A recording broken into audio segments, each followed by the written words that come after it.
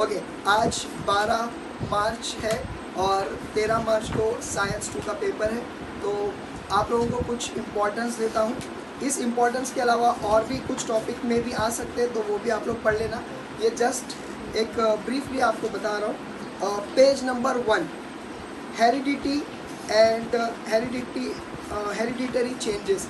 इस पैराग्राफ में से साइंटिस्ट का नाम, उनका किया हुआ काम और उनका ईयर, ये फिल इन द ब्लैंक्स में आने के चांसेस है।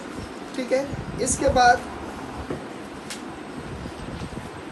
फाइन, इसके बाद ये जो इवोल्यूशन वाला पार्ट है, इसमें पेज नंबर 3, ये जो है 3.5 बिलियन ईयर्स अगो, ये फिल इन द ब्लैंक्स में आने के चांसेस है।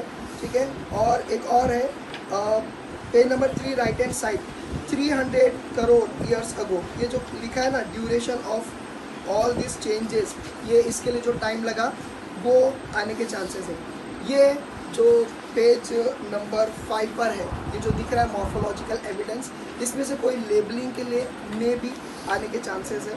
ठीक है, और कार्बन डेटिंग टेक्निक 2 मार्क्स के लिए इसका बहुत चांसेस है, 80% चांस है कि वो आ सकता है। फिर ये जो है पेज नंबर 6 पर कनेक्टिंग लिंक्स जो है, उसके अंदर ज़्यादातर पेरिपेटस आता है, फिल इन द ब्लैंक्स में आता है कि dash is a connecting link between arthropoda and Annelida, तो पेरिपेटस ज़्यादातर आता है। इसका मतलब ये नहीं कि खाली आप ये पढ़ेंगे, लंग फिश और डक बिल प्लेटिपस को भी पढ़कर जाना चाहिए। हाँ, ओरिजिन ऑफ स्पीशीज़, ये फिल इन द ब्लैंक्स में आने के चांसेस है। ठीक है, फिल इन द ब्लैंक्स मतलब यानी कि ये जो ऑब्जेक्टिव्स में आने के चांसेस है। अरे भूल जाता। ठीक है, उसके बाद फाइन, हाँ, लेमार्किज्म पढ़कर जाओ। और एक आने के चांसेस है ह्यूमन इवोल्यूशन में से कि विच क्या बोलते हैं इसका नाम, यानी कि किसको कंसिडर किया जाता है connecting link between app and man. तो याद रखो, यहाँ पर जो लिखा है रामापिथेकस, इसको कंसिडर किया गया है as a first record of a human like animal, ये एक आने के चांसेस है। और दूसरा, Neanderthal can be consider as a first example of wise man, ये आप लोग चांसेस है। पेज नंबर 10, ये मैं जस्ट आप लोगों को बोल रहा हूँ कि ये उसके लिए आने के चांसेस है, ऑब्जेक्टिव्स के लिए आने के चांसेस है। ठीक है, अब चैप्टर नंबर 2 के अंदर डायग्राम ऑफ माइटोकॉन्ड्रिया, ठीक है, ये एक आने के चांसेस है। फाइन, इसके बाद मोस्ट इम्पॉर्टेंट पेज नंबर 16 पर ये जो दिखता है, मैं इसको खास करके माइन का मेला बोलता हूँ, ये वाला जो है, ठीक है, माइन के मेले में जो झूला लगता है, ठीक है, तो ये अमाइनो एसिड वाला, ये आने के चांसेस है। बहुत बार ये बोर्ड्स में पूछा गया है। ठीक है, हाँ, और फाइन, ये टेबल भी करके जाओ, ये टेबल भी करके जाओ जो कि पेज नंबर 15 पर है। ठीक है, इसके भी चांसेस है, ग्लाइकोलाइसिस, क्रेब साइकिल और ETC। फाइन, ये करके जाना है। और सेल डिवीजन का जो माइटोसिस है, ये 4 फेजेस जो होते हैं, प्रोफेज, मेटाफेज, एनाफेज, टीलोफेज, ये 4 फेजेस का डायग्राम वो दे सकता है और लेबलिंग आपको करने बोल सकता है, या डायग्राम देकर बोल सकता है कि आइडेंटिफाई करो ये कौन सा फेज, तो वो आपको उसके बारे में डिटेल लिखना है। सारी नोट्स अपने पास है, तो माइटोसिस का पढ़कर जाओ। मियोसिस का कोई चांसेस नहीं है मेरे हिसाब से आने के लिए। ठीक है, तो चैप्टर नंबर 2 का हो गया। Chapter number 3, distinguish between sexual and asexual type of reproduction आपको करना है। ठीक है, इसके अंदर ये जो है बाइनरी फिजन, ठीक है, हो सकता है ये पूछे what are the types of binary fission, ये भी पूछ सकता है, या हो सकता है कि ये डायग्राम दे दे और बोलेगा कि identify the process and right the detail about it, तो ये भी आ सकता है, तो इसको इग्नोर नहीं करना है। ठीक है, इसके बाद मल्टीपल फिजन एक इम्पॉर्टेंट लगता है, और फ्रेगमेंटेशन जो है पेज नंबर 24 पर दिया है, वो एक बार देख लो ज़रा। ठीक है, हाँ, अब देखो, ये फिल इन द ब्लैंक्स में आने के चांसेस है। कौन सा? वेजिटेटिव प्रोपगेशन, इसके अंदर ये जो पत्ता है, पत्ता, ठीक है, क्या, ब्रायोफाइलम, ठीक है, तो ये ब्रायोफाइलम का आ सकता है कि, यानी दे में आस्क यू कि भाई कौन सा ऐसा प्लांट है जो लीफ के ज़रिए से वेजिटेटिव प्रोपगेशन कर सकता है। और वेरी इंपॉर्टेंट, इसको कैसा भूल गया मैं, ये वाला क्या, budding in hydra diagram is must. ठीक है, डायग्राम हो सकता है वो आए कि draw a diagram of budding in hydra, या हो सकता है describe along with the diagram. बहुत इंपॉर्टेंट है 2 मार्क्स के लिए, बहुत इंपॉर्टेंट है। Please, hydra is most important from this chapter. समझ में आया, तो ये याद रखना है। हाँ, इसके बाद फ्लावर का डायग्राम पूछा जा सकता है 2 मार्क्स के लिए। डायग्राम ऑफ फ्लावर 2 मार्क्स के लिए भी पूछा जा सकता है, तो वो आपको याद रखना है। और ये जो छोटे छोटे क्वेश्चंस रहते हैं ना, मतलब क्या, ऑब्जेक्टिव्स जो रहते हैं ना, तो उसके अंदर ये पूछ सकता है कि भाई अगर फ्लावर को डंडी नहीं है तो उसको क्या कहा जाएगा, ससाइल फ्लावर। अगर डंडी है तो पेडिसिलेट फ्लावर, ये याद रखो। Another name for calyx, another name for Corolla, तो वो याद रखना है। अनदर नेम फॉर कैलिक्स क्या होता है, सेपल। और अनदर नेम फॉर कोरोला क्या होता है, पेटल्स। तो वो आप लोगों को यहाँ पर याद रखना है। ठीक है, हाँ, डबल फर्टिलाइजेशन में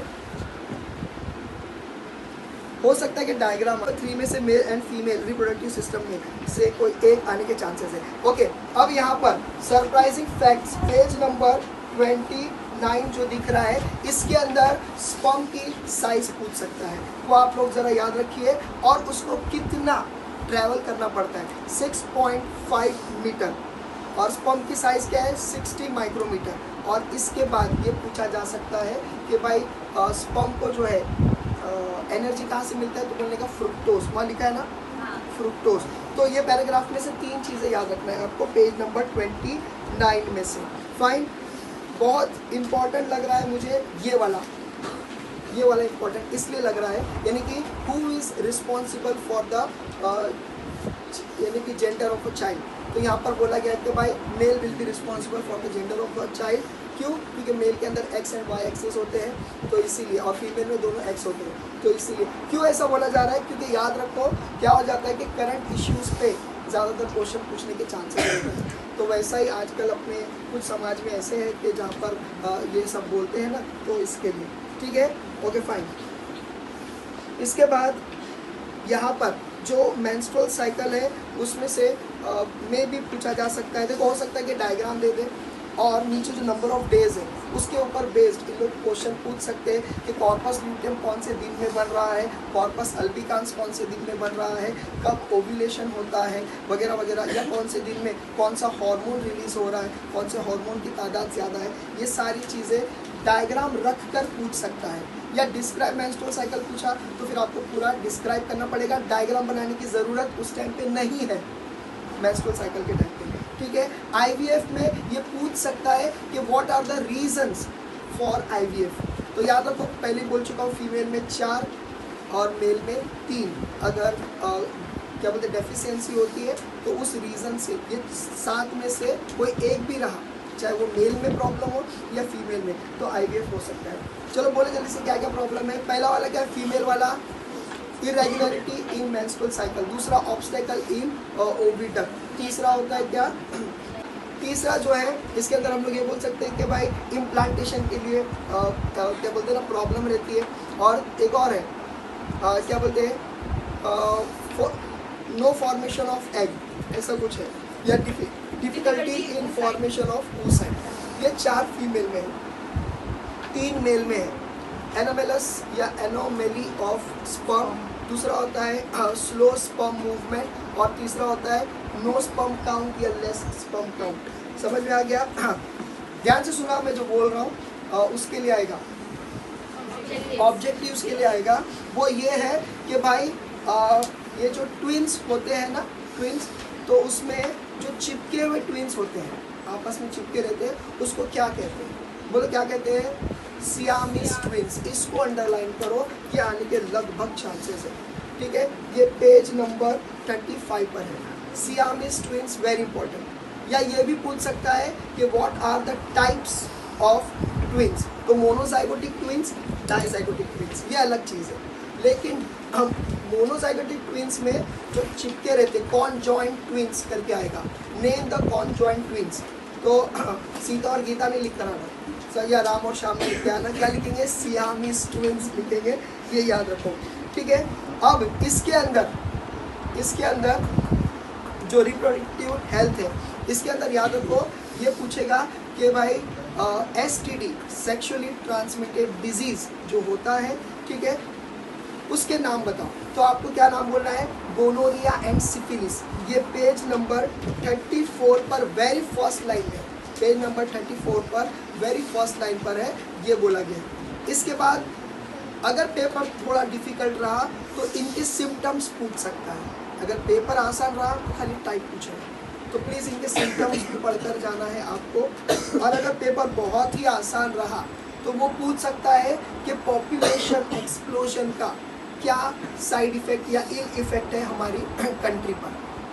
तो हम लोगों को इसके बारे में लिखना है कि भाई क्या बहुत ज़्यादा कंपटीशन हो जाता है, एजुकेटेड लोग ज़्यादा हैं लेकिन जॉब वैकेंसीज जो है वो कम होती है, फिर उसके बाद पर कैपिटा इनकम जो है वो डिक्रीज़ हो जाती है, वगैरह वगैरह, ये ऐसी सारी चीज़ें, और एम्प्लॉयमेंट नहीं मिल सकती है ज़्यादा, है ना, ये तो बोल दिया।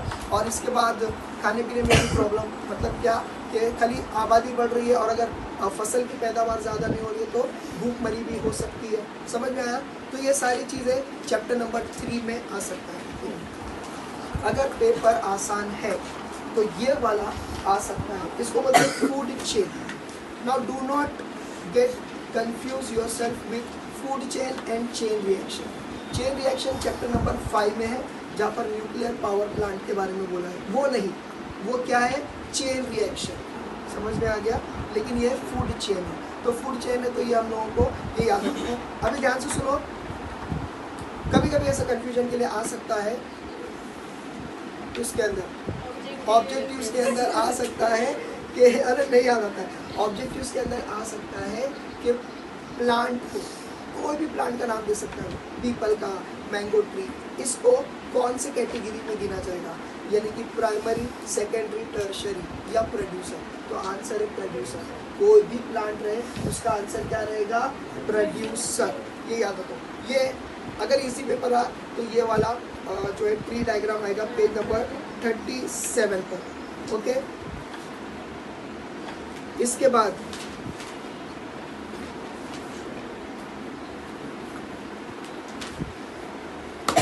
पेज नंबर 42, 43, 44, 45, अगर इस चैप्टर में से कुछ पूछे जाने के चांसेस है वो सिर्फ और सिर्फ ये पेज से स्टार्ट होता है, अकॉर्डिंग टू 42, 43, 44, 45, इससे ज़्यादा इस चैप्टर में कहीं से नहीं पूछेगा।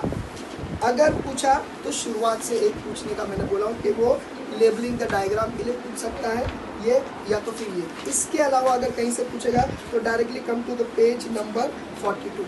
कितना समझा, ठीक है। अभी ध्यान से सुनो, इसके अंदर नहीं, वो नहीं, very important, sacred groups 2 marks के लिए इम्पोर्टेंट है, और ये सिंबल जो होते हैं, ठीक है, वेरी इंपॉर्टेंट, एब्सोल्युटली इंपॉर्टेंट। अभी याद रखो ये एक इंसिडेंट है, ये जो दिख रहा है आपके बुक में ब्लू कलर का ड्रॉप दिख रहा है, उसको हाथ जो कैच कर रहा है, याद रखो ऐसा कलरफुल नहीं रहेगा आपका पेपर। आपका पेपर ब्लैक एंड वाइट आता है, तो उस टाइम पर ये डार्क मतलब ब्लैक दिखता है, तो बहुत से बच्चे क्या करते हैं, ब्लड डोनेशन को भी लिख देते हैं। It is not a blood donation, तुम लोग को समझ में आ रहा है। तो इसीलिए इसको क्या बोलते हैं, सेव वाटर, समझ में आ गया। तो ये चारों पढ़कर जाना ज़रूरी है, और सिर्फ ये चारों नहीं, इसके पीछे का जो एक्सरसाइज है यहाँ पर भी दिया है 46 वाला, जो यहाँ पर दिख रहा है रिसाइकलिंग वाला है, फिर सेव वाटर है, और तीसरा जो है सोलर पैनल। समझ में आया, सोलर पैनल क्यों, क्योंकि हम लोग को इलेक्ट्रिसिटी बचाना है इसीलिए, तो ये पढ़कर जाना है। इसके बाद ये भी बहुत इंपॉर्टेंट है, ब्लू वाला, ये इंपॉर्टेंट है, ठीक है। How can biodiversity conserve, could be conserve. देखो ये पेज से सभी इंपॉर्टेंट है, मैं हर एक को अगर पॉइंट आउट करके बोलूँगा तो नहीं चलेगा, एवरीथिंग इज इम्पॉर्टेंट। और इसके अंदर ये जो है ये वाला, ठीक है, इसके अंदर ये पूछ सकता है, एग्जाम्पल दे सकता है, और जैसे कि बोल दिया शेखरू या शेखरू करके कुछ नाम दिया है, तो ये कौन से इसमें से आता है, यानी कि कौन सा थ्रेटेंड स्पीशीज में से आता है। तो आपको उसका नाम बताना है कि वो एंडेंजर्ड को बिलोंग करता है, कि रेयर को बिलोंग करता है, कि वल्नरेबल को बिलोंग करता है, या इंटरमीडिएट को बिलोंग करता है। ठीक है, इसके बाद ये में भी पूछा जा सकता है, ये इतना इंपॉर्टेंट नहीं लग रहा है लेकिन फिर भी देख लो। इसको क्या है, ये वर्ल्ड बायोडाइवर्सिटी डे माना जाता है। और देखो ये पिछली बार हम लोगों ने इतना ध्यान नहीं दिए होंगे, बहुत से लोगों ने, ये आया था पिंक लिस्ट करके कुछ बोला था, याद है, पिंक पेजेस ऐसा कुछ है ना यहाँ पर लिखा हुआ है, रेड लिस्ट वगैरह। ठीक है, तो ये याद रखना है कि हम लोगों को ये आ सकता है। रेड लिस्ट क्या है, जो अभी एंडेंजर्ड है, और ग्रीन लिस्ट क्या है, ग्रीन है क्या, हाँ प्रीवियसली एंडेंजर्ड, ये वाले थे। अब चैप्टर नंबर 5, इसके अंदर से बहुत से लोग डरते हैं इससे, इसके अंदर से ये जो फ्लो चार्ट है, कोई एक आने के 90% चांस है, कोई भी एक आने के चांस है। तो ये टोटल आपकी बुक में 12 मेरे ख्याल से है, तो ये 12 आपको पढ़कर जाना है, प्लीज़ ये 12 आपको पढ़कर जाना है। ये फ्लो चार्ट, हर एक पावर प्लांट का 2 फ्लो चार्ट होता है, एक होता है एनर्जी कन्वर्जन वाला और एक होता है नॉर्मल फ्लो ऑफ जो है फ्लो चार्ट होता है। तो ये दोनों में से ये पूरे फ्लो चार्ट आपको पढ़कर जाना है। ठीक है, अगर ये चैप्टर में से इसके अलावा कुछ अगर आएगा, अब भी से बोल देता हूँ, वो सिर्फ ये आने के चांसेस है। ये द मोस्ट इम्पॉर्टेंट, ये क्या है, चेन रिएक्शन, और उसका दूसरा नाम क्या बोला गया है, nuclear fusion. At most important, इस चैप्टर में से ये अगर आपने छोड़ कर गए, लॉस हो सकता है आपका। ठीक है, अगर नया है तो आई एम सॉरी, लेकिन 99% चांस है, ओनली 1% चांस है कि वो नहीं आएगा। इतना डैम श्योर है, समझ में आ गया, इतना डैम श्योर है। चुप रहे। इसके बाद आप देखो यहाँ पर बहुत से डायग्राम्स हैं, उसकी लेबलिंग छुपाने की में भी वो हरकत कर सकता है, तो वो ज़रा देख लेना, समझ में आया तो वो ज़रा देख लेना। फाइन,